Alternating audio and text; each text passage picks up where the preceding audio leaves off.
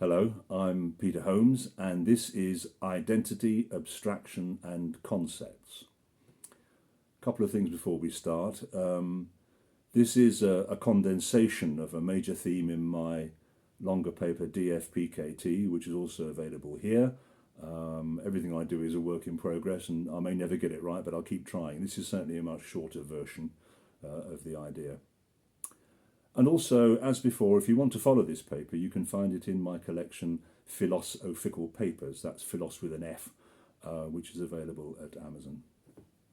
So, identity, abstraction and concepts. So, first, identity. We talk about identity, what a thing is, and therefore why it's the same as or different from other things. But as usual in philosophy, such talk is problematic. People accepted features of reality do not identify, name or describe themselves. Rather, we do that when we talk about them. And this fact has some important implications. First, we need to distinguish between features of reality and what we say about them. And in my opinion, mistaking what we say for the way things are is the beginning of philosophical confusion. Second, things we call the same by one criterion, we can also call different by another criterion. In other words, we can always categorize things differently. Third, features of reality are not obliged to conform to our ways of identifying, naming and describing them.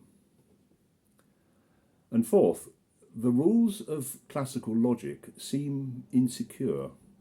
If A can equal both A and not A, then what price the so-called law of identity? Now, these considerations can lead, and have led, to the excitingly subversive conclusion that outside language there are no identities, no sameness and differences in reality.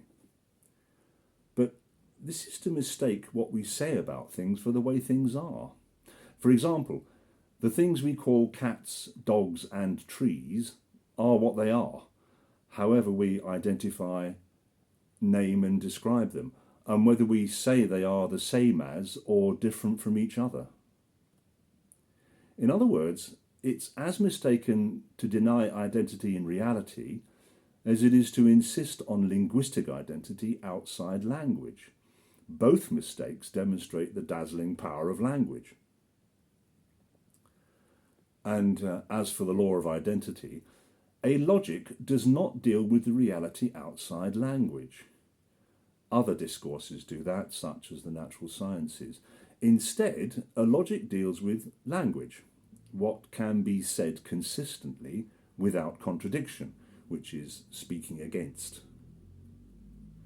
So the so-called laws of classical logic, A equals A, that's identity, and cannot equal not A, that's non-contradiction, and there's no other possibility, that's called excluded middle, are simply rules like those of a game.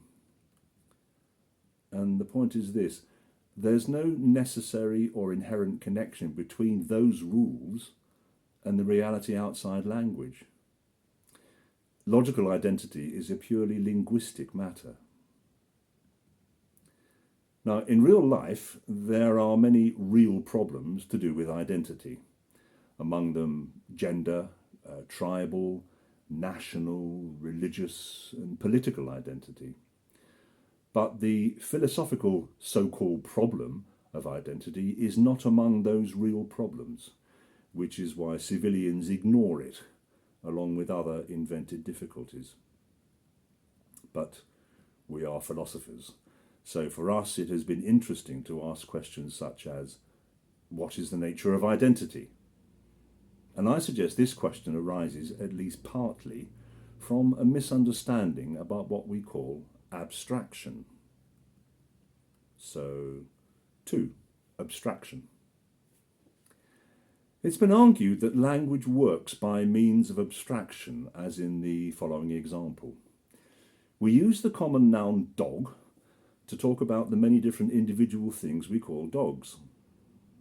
So the word seems to name something that those individual things have in common, something general. In other words, an abstraction from the real things. But what is an abstraction or an abstract thing? Here are two representative dictionary definitions. Abstraction, the quality of dealing with ideas rather than events. Abstract, existing in thought or as an idea, but not having a physical or concrete existence.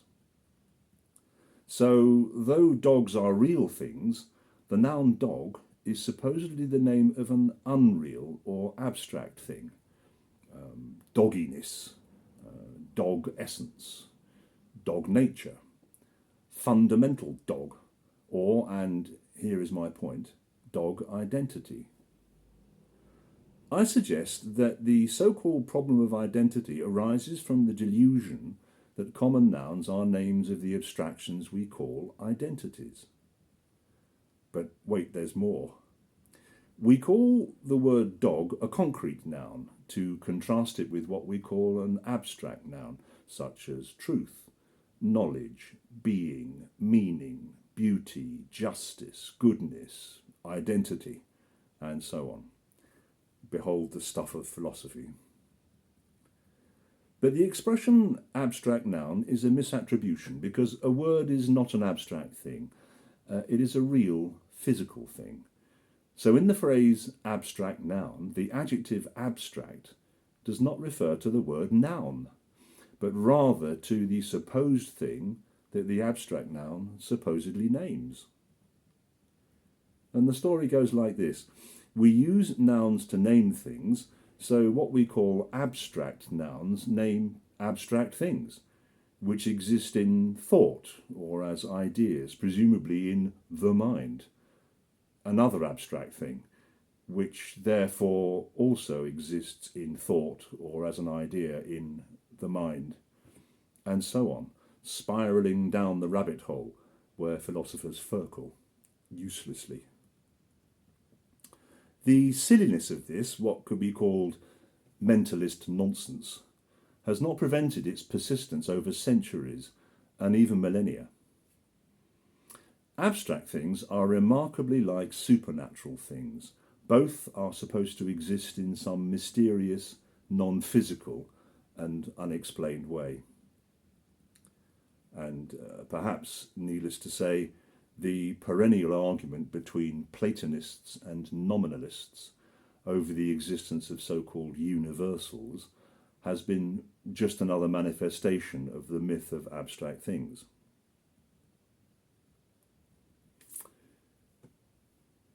Three, concepts. As noted, an abstract thing is supposed to exist non-physically, as a thought or an idea, presumably in the mind. But more recently, and much more impressively technical sounding, such things have been called concepts. There are supposed to be concrete concepts, such as the concept of a dog, which is an abstract thing about a real thing. But there are also supposed to be abstract concepts, such as the concept of identity, an abstract thing about an abstract thing. My point being that to maintain the fiction, we have had to double down on it.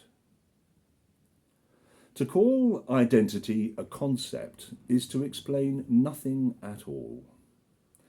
Asked then what the concept of identity is, all we can do is explain how we use the word identity, its cognates and related words in different contexts.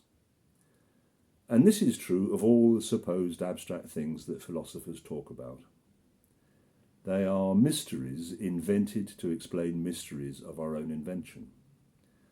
To paraphrase Wittgenstein, we have been and are bewitched by a device of our language that we use nouns to name things. Okay, I hope that made sense. If you have any comments, then please leave them, and I'll be very happy to engage.